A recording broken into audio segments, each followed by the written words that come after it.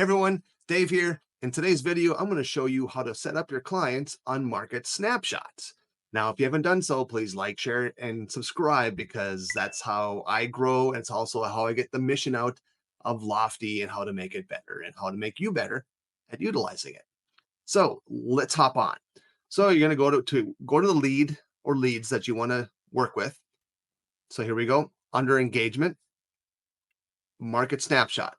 So you're going to click that. Now, what market snapshot is, it's the listings that have sold. So you can send it to buyers if you want to, but this is really more powerful for sellers. So they have an idea of not only what's for sale in the market, but what is actually sold. So same thing, you're going to go in here and you're going to put in the city. Some cities have like multiple zip codes. If you want to go do by zip code, that's fine. If you want to do it by um, neighborhoods, whatever it is, you can do all those cool things. And then price point, I typically don't really narrow the price down that much unless there's a huge discrepancy or the city is really, really big.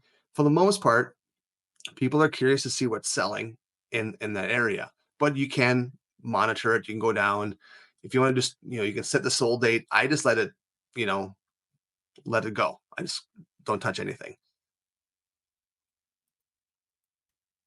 Days sold, less than, again, boom, boom, boom, change. Whatever you want to, you can modify it. Next step is you're going to go to here to settings. So you just do, whatever you want to call it.